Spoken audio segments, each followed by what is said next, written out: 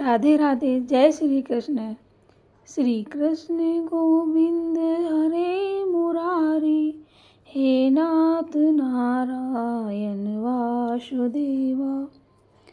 श्री कृष्ण गोविंद हरे मुरारी, हे नाथ नारायण वासुदेवा। ओम देवकी सुत गोविंद वासुदेव जगतपते, देहि मे तन्यं कृष्ण त्वामहे शरणं गता। जय श्री कृष्ण। राधे राधे। जय श्री कृष्ण। राधे राधे।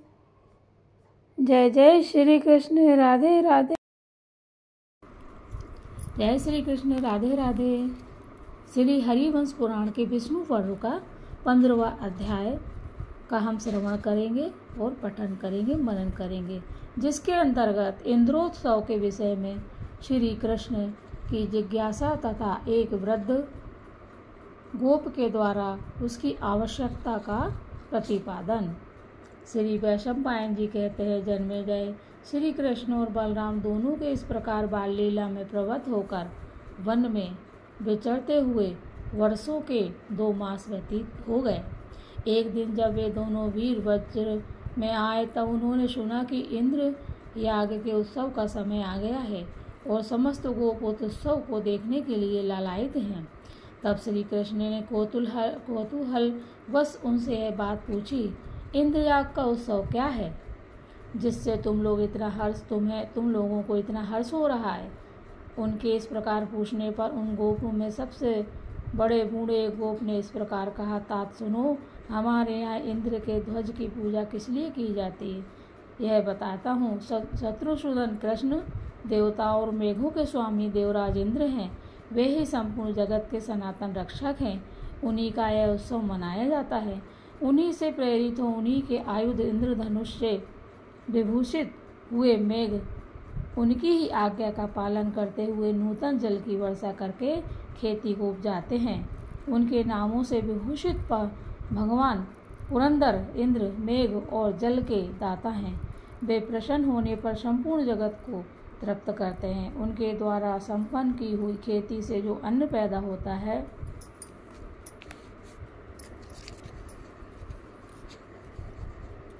उसी को हम तथा दूसरे मनुष्य खाते हैं। उसी का धर्म के कार्यों में भी उपयोग करते हुए देवताओं को यज्ञ आदि के द्वारा तृप्त करते हैं। इस संसार में जब इंद्रदेव वर्षा करते हैं तब उसी से खेती की उपज बढ़ती है। वर्षा से ही पृथ्वी के तृप्त होने पर संपूर्ण जगत सजल दिखाई देता है। तात उस वर्षा से बढ़ी हुई घासों द्वारा ही सांडों सहित ये गाय हष्ट पुष्ट होकर बछड़े देती है और दूध देने वाली होती हैं।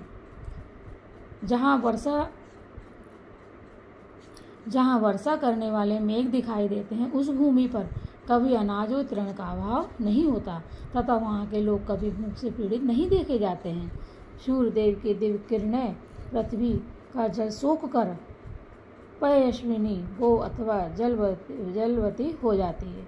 तब इंद्रदेव उनका दोहन करते हैं। उनके दोहन करने पर वे किरणमयी गोएं नूतन एवं पवित्र जल रूपी दूध प्रकट करती हैं, जिससे मेघों के घटा रूप दुग्ध पात्र में संचित किया जाता है।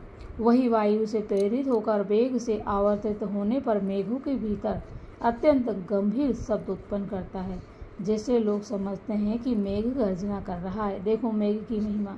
वायुयुक्त मेघों द्वारा ढोई जाती हुई उस जल राशि का पर्वत भेदी शब्द ही वज्र एवं बिजली की गड़गड़ाहट के समान सुनाई देता है। जैसे राजा अपने सेवकों से काम लेता है, उसी प्रकार देवराज इंद्र आकाश में फैले हुए तथा इच्छा अनुसार सर्वत्र जा सकने वाले बहुसंख्यक मेघों द्वारा वज्र की गड़गड़ाहट की आवाज़ के साथ उस जल को उस भूतल पर बरसाते हैं। कहीं वे मेघ दुर्दिन से होकर सारे आकाश में छा जाते हैं, कहीं फटे हुए बादलों के रूप में दिखाई देते हैं, कहीं खान से काट कर निकाले गए कोयले के समान काले होते हैं। और कहीं जल की छोटी छोटी बूंदें बरसाते रहते हैं। इस तरह विभिन्न प्रकार के बादलों द्वारा देवराज इंद्र आकाश विश्व को अलंकृत करते रहते हैं। कहीं कहीं तो बादल पानी बरसाकर आकाश को जल बिंदु रूपी मोतियों से प्रकाशित कर देता है।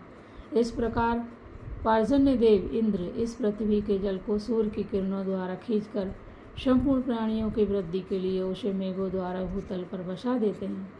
श्री कृष्ण इसीलिए यह वर्षा ऋतु भूतल पर इंद्रदेव की पूजा का समय है। अतएव समस्त राजा वर्षा ऋतु में बड़ी प्रसन्नता के साथ नाना प्रकार के उत्सवों द्वारा देवराज की पूजा करते हैं। हम तथा दूसरे मनुष्य भी ऐसा ही करते हैं। इस प्रकार से श्री महाभारत के खिलवाड़ हरिवंश के अंतर्गत विष्णु पर्व में श्री कृष्ण के बाल लीला के प्रसंग में गोप का वाक्य विषयक 15वां अध्याय पूरा हुआ। बोलो श्री कृष्ण भगवान की जय। बोलो श्री कृष्ण भगवान की जय। हरि श्री कृष्ण गोविंद हरे मुरारी, हे नाथ नारायण वासुदेवा। संतान गोपाल मंत्र। ओम देवकी सुत गोविंद वासुदेव जगतपते, देहि में तन्निम कृष्ण त्वामये शरणं गता।